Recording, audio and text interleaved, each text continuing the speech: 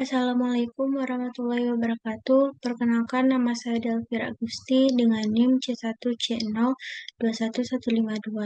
Kali ini saya akan menjelaskan materi tentang latar belakang dan permasalahan penelitian.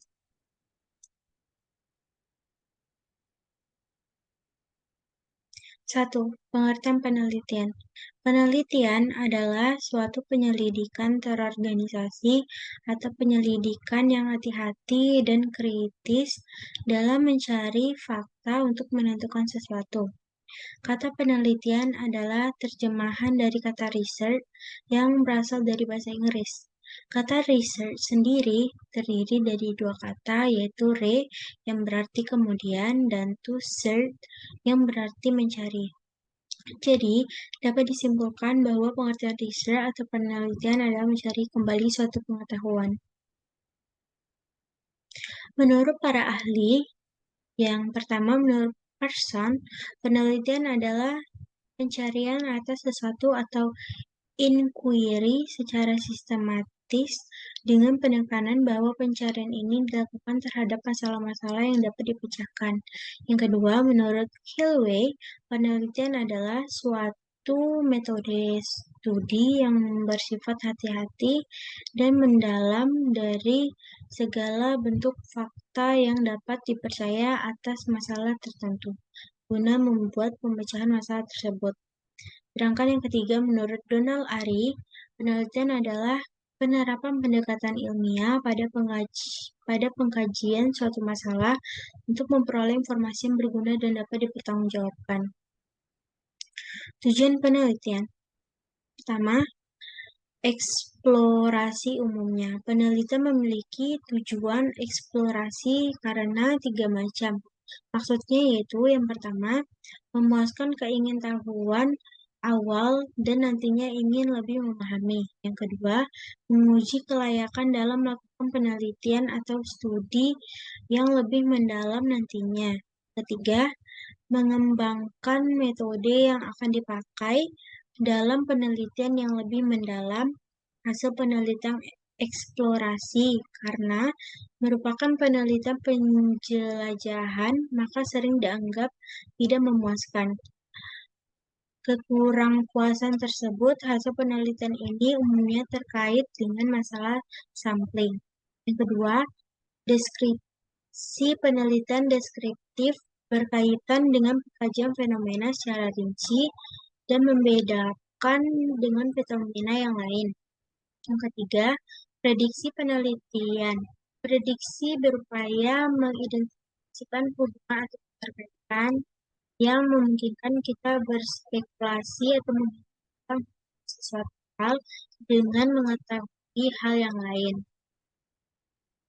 Yang keempat, eksplanasi penelitian, eksplanasi pengkajian sebab akibat antara dua fenomena atau lebih. Penelitian seperti ini dipakai untuk menentukan apakah suatu eksplanasi berkaitan sebab akibat valid atau tidak, atau menentukan mana yang lebih valid di antara keduanya.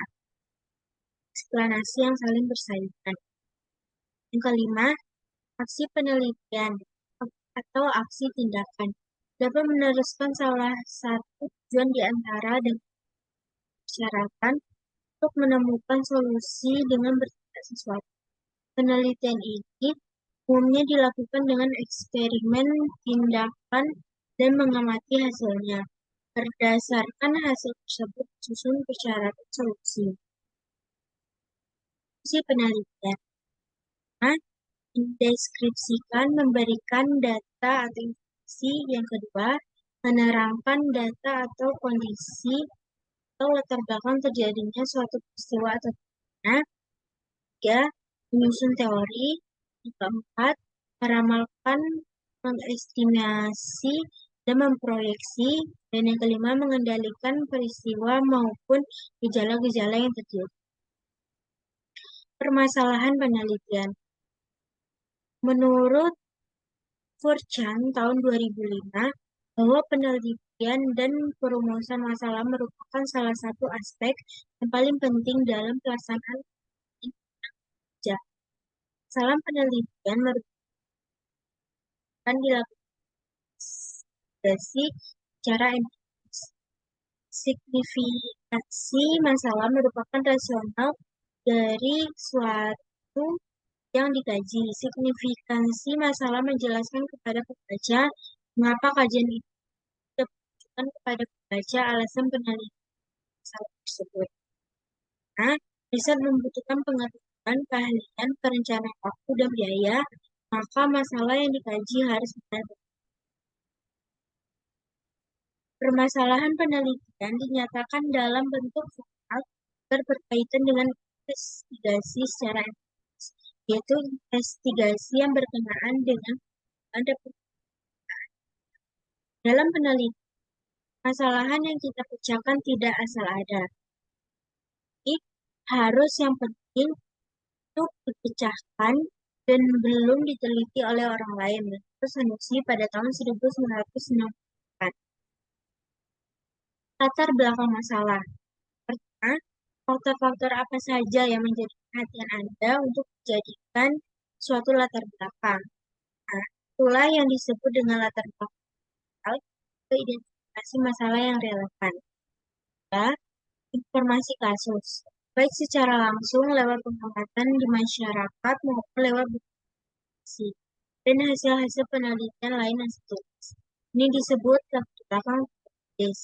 Penelitian menghubungkan kasus yang satu dengan yang lain, bagaimana kasus-kasus kontemporer dengan kasus. Dan bagaimana antara teori-teori yang dapat menjelaskan fenomena perubahan tersebut dari waktu ke waktu. Ketiga, tonggak problematik yang berisi berbagai persoalan yang dijawab dengan bab sebelumnya. Latar belakang beri alur berpikir sehingga mempermudah peneliti untuk mensistematisir persoalan yang ingin dipecahkan.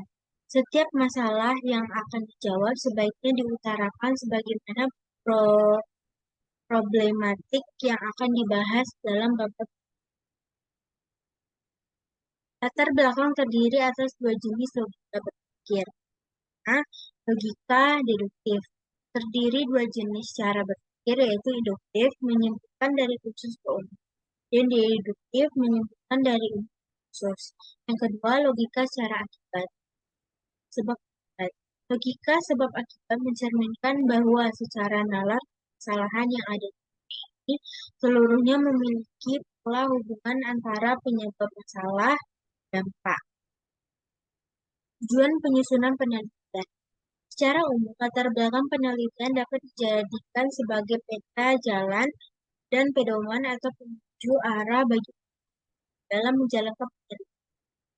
Isi latar belakang secara lengkap menggambar tiga komponen, yaitu penyebab, masalah, dampak, sehingga akan memberikan manfaat untuk menentukan kerangka teori yang tepat. Peneliti dapat mengeksplorasi teori-teori yang berkaitan dengan masalah. Yang kedua, menentukan kerangka konsep dan variabel penelitian. Peneliti dapat menentukan variabel dependen tergantung dan variabel independen tidak tergantung yang dibutuhkan dalam penelitian. Yang ketiga, mengarahkan definisi operasional. Jika konsep masalah sudah jelas, maka peneliti dapat dengan mudah menentukan definisi dari variabel yang dipilih, alur ukurnya, cara ukurnya, hingga skala hasil ukurnya. Yang keempat, menentukan hipotesa penelitian dari dugaan-dugaan penyebab yang dituliskan dalam latar belakang. Peneliti dapat menentukan hipotesis penelitian yang harus diuji. Yang keempat, yang kelima, menentukan lokasi dan waktu penelitian. Penelitian dapat mengestimasi waktu yang dibutuhkan untuk menyelesaikan masalah atau menjawab pertanyaan penelitian. Yang keenam, menentukan populasi dan sampel penelitian. Sampel dapat menentukan besarnya populasi, besarnya sampel, hingga teknik pemilihan sampel. Yang ketujuh, memberikan arahan dalam penyusunan hasil, pembahasan penelitian, penyusunan kesimpulan, hingga rekomendasi saran penelitian. Menyusun latar belakang. 1. Tahap persiapan latar belakang yang tersusun dengan baik dan rapi membutuhkan persiapan yang matang. Yang harus dipersiapkan yaitu kerangka logika penyebab masalah dampak. Penelitian sudah mempersiapkan apa yang menjadi masalah, penyebabnya apa, dan bagaimana dampaknya. Lokasi hasil penelitian terkini misalnya dari Riskesdas, SDKI, jurnal hasil penelitian dan sebagainya. Buku teks yang relevan dengan masalah penelitian, dokumen lainnya yang relevan.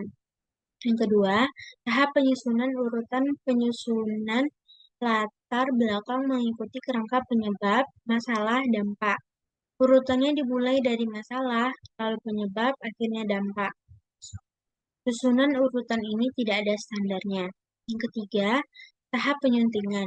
Bila latar belakang telah selesai, maka sebelum melakukan editing, dari sisi penulisan ejaan, tanda baca, kutipan, dan sebagainya, misalnya, Anda bisa meminta bantuan teman yang sama-sama sedang menyusun skripsi juga untuk melakukan peninjauan.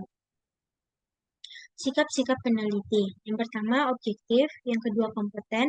Yang ketiga, faktual. Cara berpikir peneliti. Yang pertama, berpikir skeptis. Yang kedua, berpikir analitis. Yang ketiga, berpikir kritis. Sumber-sumber masalah penelitian. Menurut Nasir, tahun 1993, masalah timbul karena adanya tantangan, adanya keraguan ataupun kebimbangan kita terhadap suatu hal atau rintangan, adanya kemenduaan, adanya halangan dari tangan, adanya celah, baik antara kegiatan ataupun antar fenomena, baik yang telah ada maupun yang tidak ada. Menurut Furchan tahun 2005 menyebutkan adanya 3 sumber persoalan penelitian meliputi.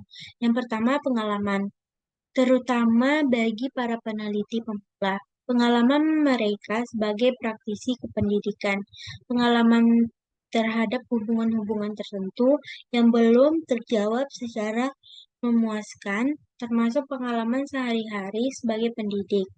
Yang kedua, deduksi dan teori yang dapat ditarik dari berbagai teori pendidikan dan teori tingkah laku yang sudah dikenal oleh peneliti.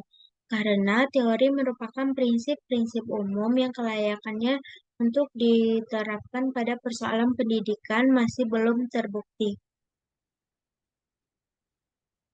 Sebelum prinsip tersebut dikukuhkan secara empiris. Yang ketiga, literatur yang berkaitan, yakni literatur dalam suatu bidang yang menarik perhatian peneliti. Menurut Best, tahun 1982, ada beberapa sumber masalah penelitian. Yang pertama, fenomena pendidikan di ruang-ruang kuliah, di sekolah, dan di masyarakat. Yang kedua, perubahan teknologi dan pengembangan kurikulum selamanya membawa berbagai problem baru dan kesempatan baru bagi suatu kerja penelitian. Yang ketiga, pengalaman-pengalaman akademis itu sendiri. Yang keempat, berkonsultasi dengan dosen-dosen pengajar, dosen-dosen penasehat. Yang kelima, seorang guru besar. Sekian dari pembahasan saya mengenai materi latar belakang dan masalah penelitian. Saya akhiri dengan wabillahi taufiq walhidayah. Wassalamualaikum warahmatullahi wabarakatuh.